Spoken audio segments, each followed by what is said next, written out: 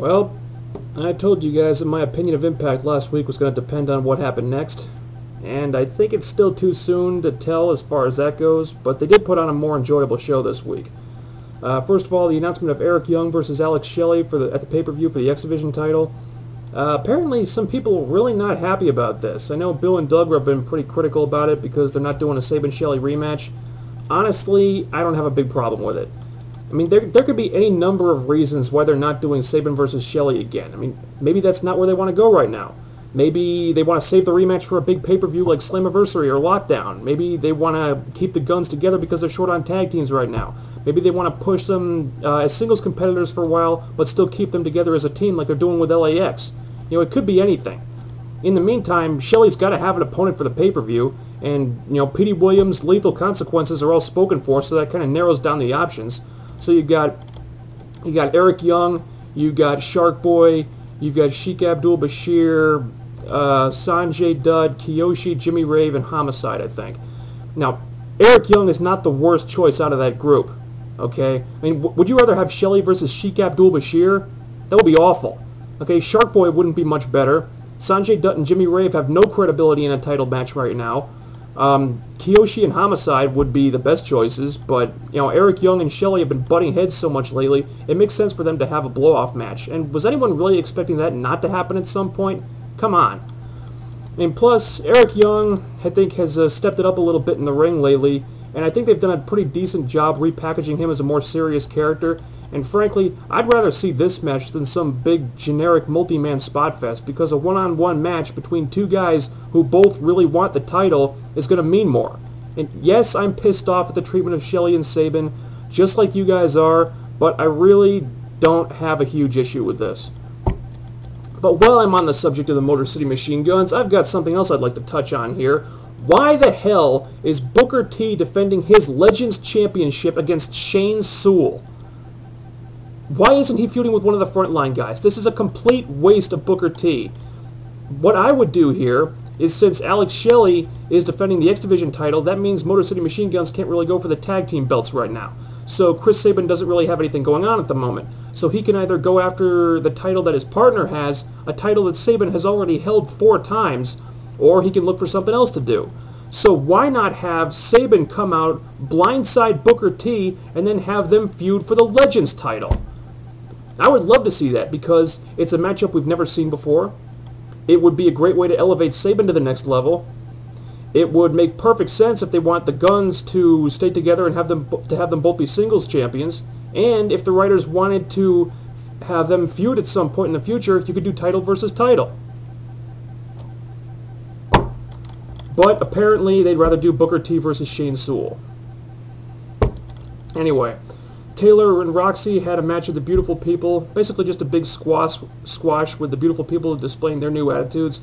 I like that the heels were all business and that they didn't do their usual entrance, because Taylor and Roxy made them look like idiots, and now they're pissed off. They're really, really pissed off about it, and that's great. That's just the right thing. That's just the right way to go. Anyway, them winning the match by pinning Taylor would have meant more, I think, because they've beaten Roxy before. They've never beaten Taylor before. But if the writers are really serious about rebuilding the Beautiful People as, like, real heels this time, then this is exactly what needed to happen. If Awesome Kong is going to be missing some time to get knee surgery, then a more violent version of the Beautiful People are the best choice to step up and be the lead female heels while she's gone, because the Kong Tourage sure as hell are not going to do it. I mean, they're a complete joke. Rocket Khan is awful, Some Jopper Bolt isn't much better, and Melissa could be awesome, but they won't let her show it. I mean, if they can rebuild the Beautiful People, those two are a better option. But why? Why are they still doing this Sarah Palin crap? They finally established a couple weeks ago that Daphne is, in fact, not Sarah Palin. So why are they still calling her Governor Palin? Why doesn't she have a real name yet? Why is she still dressing like Palin? Why is she coming out to that crappy presidential music? Do these writers understand how much damage the Palin thing did to the Beautiful People's characters? If anything, they should be making an effort to get the fans to forget about that whole mess. Whatever. Brutus Magnus debuted and then issued an open challenge for the pay-per-view. I think it was a mistake for him to have his first match on Impact. If they were going to have an open challenge, then why not save his debut for the pay-per-view? You know?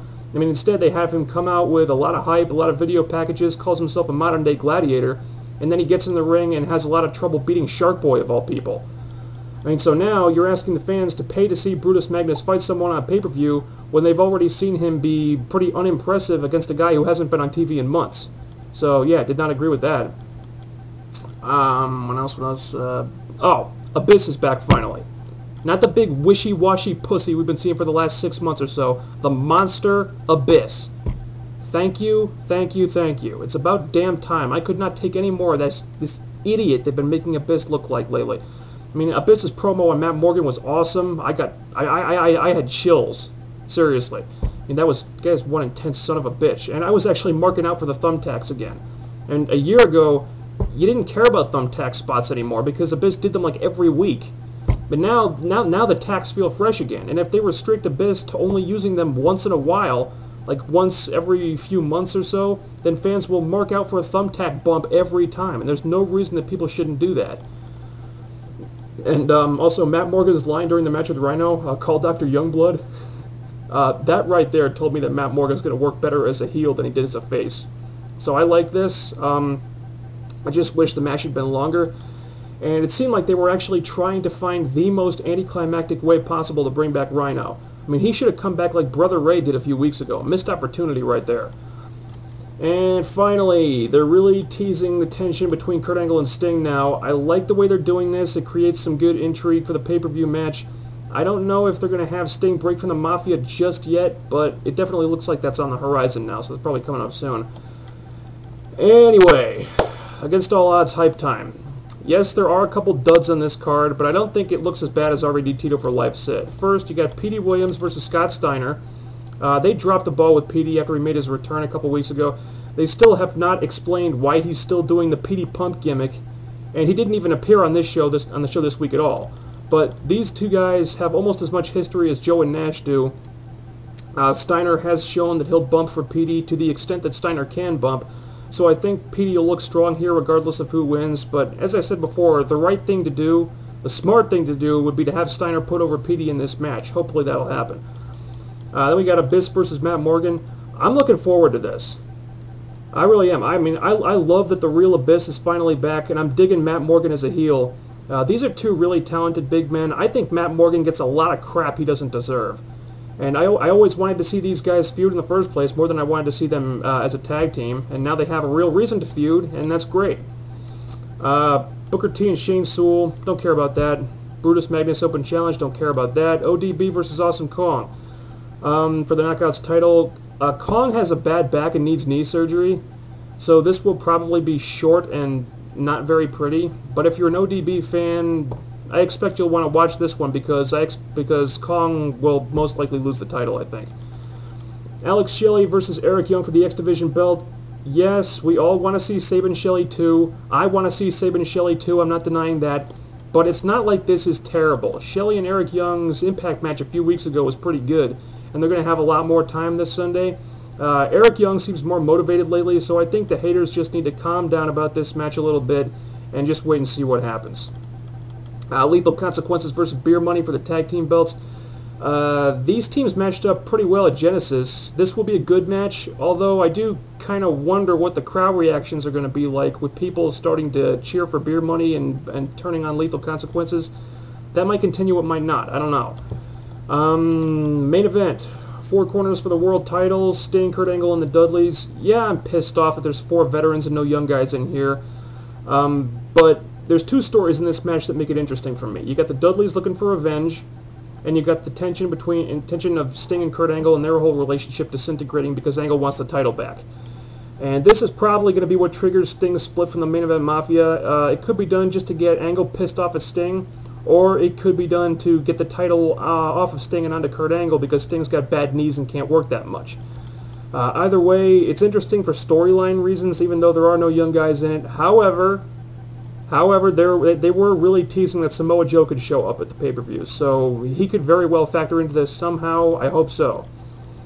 Anyway, I'm running out of time, so that's about it for this video. Guys, try to enjoy Against All Odds. I will talk to you in a few days. See ya.